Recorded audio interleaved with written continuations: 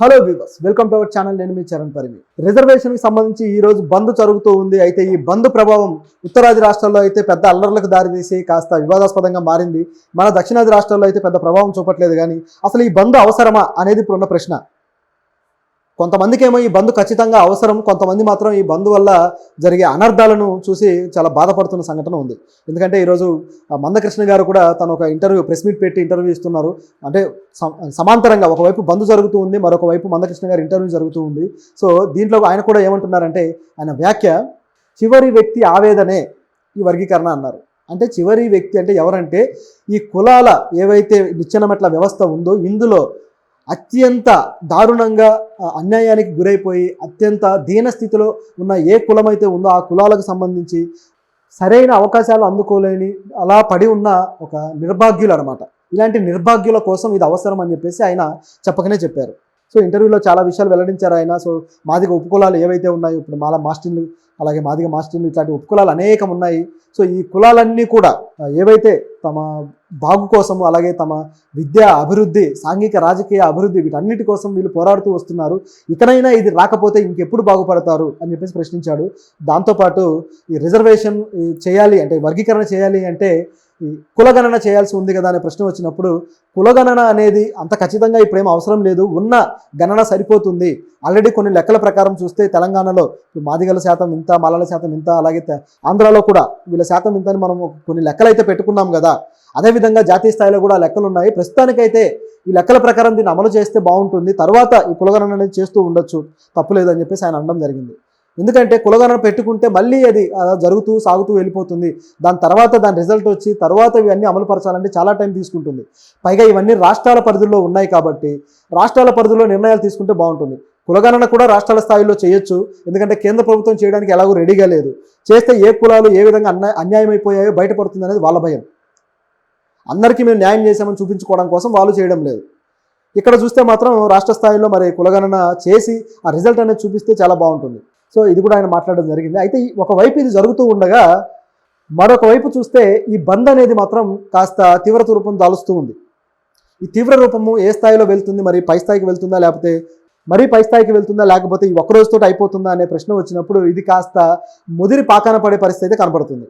ముఖ్యంగా ఉత్తరాది రాష్ట్రాల్లో ఆ బీహార్, ఉత్తరప్రదేశ్ అలాగే రాజస్థాన్, మధ్యప్రదేశ్ ఇలాంటి రాష్ట్రాల్లో ఏమైపోయిందంటే వీళ్ళు అందరూ రోడ్ల మీదకి వచ్చేసి బంద్ చేస్తున్న వాళ్ళంతా కూడా అరాచకం సృష్టిస్తూ కాస్త ఆ ప్రభుత్వ ఆస్తుల్ని కూడా ధ్వంసం చేస్తూ ఉన్నారన్నమాట. ప్రభుత్వ ఆస్తులు అంటే ప్రజలకు ఉపయోగపడే ఆస్తులు, వాటిని ధ్వంసం చేయడం వల్ల ప్రజలు ఇబ్బంది పడే పరిస్థితి ఉంది. ఆర్టీసీ బస్సుల్ని కావచ్చు, లేకపోతే ప్రభుత్వ ఆఫీసుల్ని కావచ్చు, రైల్వే స్టేషన్లను దిగ్బంధనం చేయడం కావచ్చు, ఇవన్నీ జరుగుతూ ఉండటం వల్ల చివరికి ప్రజలకే నష్టం జరిగి ప్రజలు ఎందుకు వచ్చిన గోలరా అనే పరిస్థితి వస్తుందన్నమాట. మరి ఈ బంద్ని ఎవరు చేస్తున్నారు, నిజంగా దీని వెనకాల ఒక ఆర్గనైజ్డ్ శక్తి ఉందా అని చూస్తే ఉంది. రిజర్వేషన్ బచావో సంఘర్ష సమితి అనేది ఒకటి ఉందన్నమాట. ఈ సమితి పిలుపు ఇచ్చింది. మొత్తం జాతీయ స్థాయిలో పిలుపునివ్వడంతో రాష్ట్ర స్థాయిలో ఉన్న కుల సంఘాలు కూడా యాక్టివ్ అయ్యాయి. అంటే దళితుల్లోనే మరో వర్గాలు ఉన్నాయి కదా, సో ఎక్కువగా దీని వల్ల లాభపడుతున్నారని ఎవరి మీద అయితే నిందలు ఉన్నాయో వాళ్ళు దీన్ని చేయడానికి రెడీ అయ్యారు. అంటే ఇది విభజించొద్దు, అందరం కలిసి ఒకే దాంట్లో కొట్టుకొని చేస్తాము అన్నట్టుగా ఉంది. దీనికి ఇక్కడ కూడా మాల మహానాడు ఇదే విధంగా అడుగుతూ వస్తుంది. సో దీనికి వీళ్ళు కూడా పిలుపునిచ్చారు. మాల మహానాడు కూడా హర్షకుమార్ గట్టిగా నినాదం చేసి అందరం రేపు విజయవంతం చేద్దామని చెప్పి అడగటం కూడా జరిగింది. సో వీళ్ళ ఆధ్వర్యంలో జరిగింది. కానీ అక్కడ అయితే బాగా భారీ స్థాయిలో వెళ్ళింది, బీహార్లో కావచ్చు అలాగే రాజస్థాన్లో కావచ్చు, ఈ ప్రాంతాల్లో. ఎందుకంటే అక్కడ దళితులు, నిజానికి అక్కడి దళితులు అన్ని వర్గాలు కూడా కాస్త కునారిల్లిపోయే ఉన్నారు. దళితుల్లో అన్ని వర్గాలు కూడా కేవలం అక్కడ ఆధిపత్య వర్గాలు అలాగే ఈ ఠాకూర్లు ఇలాంటి కొన్ని కులాల వర్గాలు మాత్రమే చాలా బలంగా ఉండి కుల వ్యవస్థని ఇంకా పోషిస్తూ ఉన్న పరిస్థితి ఉంది అక్కడ. ఇంత బలమైన కుల వ్యవస్థ అక్కడ ఉండగా కనీసం ఒక అగ్రవర్ణ వ్యక్తి ముందు సమాన స్థాయిలో కుర్చీలో కూర్చున్న అధికారం కూడా మీరు సంపాదించుకోలేదు ఇంతవరకు. అటువంటిది ఇప్పుడు మళ్ళీ మీకు వచ్చే హక్కులను ఎందుకు అడ్డుకుంటున్నారు, అన్ని వర్గాలు ఎందుకు హక్కులను వద్దనుకుంటున్నారు అని చెప్పేసి ఒక ప్రశ్న అయితే వీళ్ళకి వేయక తప్పదు. పైగా దీనికి సపోర్ట్ చేస్తున్న వాళ్ళు కూడా ఇన్ని రోజులు అరే దళితులకు ఒక అస్తిత్వాన్ని తీసుకొచ్చారు, దళితుల ప్రభుత్వాలను స్థాపించి ఏలారు అని చెప్పి ఎవరినైతే మనం మెచ్చుకున్నామో వాళ్ళే దళితుల్లో మిగతా వర్గాలకు అవకాశాలు లేకుండా చేయడానికి రెడీ అయ్యారనిపిస్తుంది. బీఎస్పీ నుంచి మాయావతి గారు దీనికి పూర్తిస్థాయి మద్దతు తెలిపారు. అలాగే భీమ్ ఆర్మీ ఉంది, భీమ్ ఆర్మీ పార్టీ ఉంది ఉత్తరప్రదేశ్లో. సో ఆ ఆర్మీ నాయకుడు కూడా, నిజానికి ఆర్మీ నాయకుడు రావణ్ చాలా గొప్ప పేరు తెచ్చుకున్నాడు. ఆధిపత్య కుల వర్గాలు చేస్తున్న ఏవైతే అకృత్యాలు ఉన్నాయో వాటి మీద పోరాడుతూ ఆయన చాలా గట్టి వాయిస్ వినిపించాడు.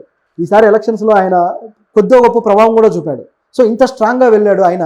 అటువంటి టీము ఇప్పుడు ఎందుకు ఈ విధంగా రివర్స్ అయింది అంటే, వాళ్ళ కులాలకు మాత్రమే అధికారాలు రావాలా, మిగతా దళిత కులాలన్నీ అన్యాయం అయిపోవాలా అనే ప్రశ్న అయితే వస్తుంది. దళితులమని చెప్పుకుంటూ దళిత కార్డు చూపించుకొని దళితులుగానే మీరు అధికారాలు వెలగబెట్టారు.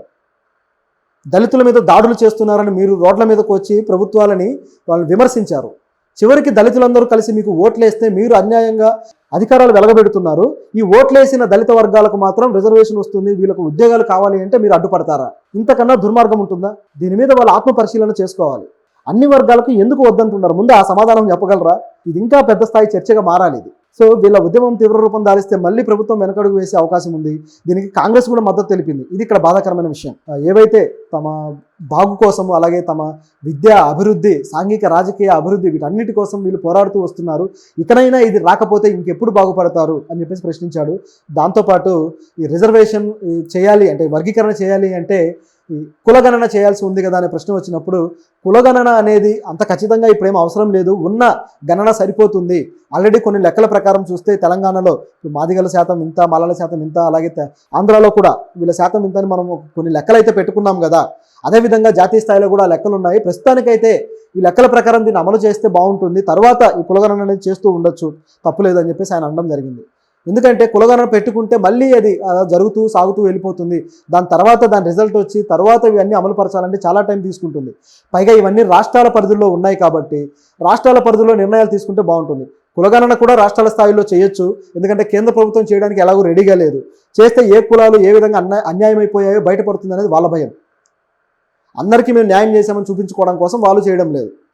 ఇక్కడ చూస్తే మాత్రం రాష్ట్ర స్థాయిలో మరి కులగణన చేసి ఆ రిజల్ట్ అనేది చూపిస్తే చాలా బాగుంటుంది. సో ఇది కూడా ఆయన మాట్లాడడం జరిగింది. అయితే ఒకవైపు ఇది జరుగుతూ ఉండగా మరొక వైపు చూస్తే ఈ బంద్ అనేది మాత్రం కాస్త తీవ్రత రూపం దాలుస్తూ ఉంది.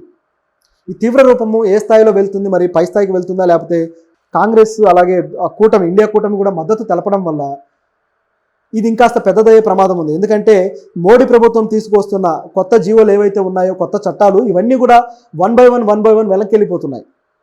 అయితే అందులో కాస్త ఇబ్బందికరమైన అంశాలు ఉన్నాయి, అది వాస్తవమే. కానీ వీళ్ళకు బలం లేకపోవడం వల్ల వీటిని వెనక్కి తీసుకెళ్ళిపోవాల్సి వస్తుంది అనే వాదన ఏదైతే ఉందో అది ఇక్కడ కూడా నిజమయ్యే ప్రమాదం ఉంది. కాకపోతే రాష్ట్ర ప్రభుత్వాలకి సుప్రీంకోర్టు హక్కు ఇచ్చేసింది కాబట్టి, మీరే చేసుకోండి చట్టాలు అని చెప్పింది కాబట్టి, రాష్ట్ర ప్రభుత్వాలు చొరవ తీసుకొని చేస్తే ఆ కొన్ని రాష్ట్రాల్లో అయినా బాగుపడుతుంది. అదేవిధంగా జాతీయ స్థాయిలో ఒకేసారి చట్టం చేసి కేంద్ర ప్రభుత్వం రిలీజ్ చేసినా ఇంకా బాగుంటుంది. ఎందుకంటే ప్రతి రాష్ట్రము ఇలాంటి ఆలోచనతో లేదు. కాంగ్రెస్ ఎక్కడైతే అధికారంలో ఉందో ఆ రాష్ట్రాలు కొన్నిసార్లు రెడీగా లేవు. మన రాష్ట్రంలో అయితే ఓకే, మన తెలంగాణలో అయితే రేవంత్ రెడ్డి గారు యాక్టివ్గానే ఉన్నారు, మేము చేస్తామని చెప్పేసి అన్నారు, ఆర్డినెన్స్ కూడా ఇస్తామని చెప్పేసి అన్నారు. కానీ జాతీయ స్థాయిలో మాత్రం కాంగ్రెస్ దీన్ని సపోర్ట్ చేస్తుంది, ఇది ఈ బంద్ని, వర్గీకరణను వ్యతిరేకిస్తుంది.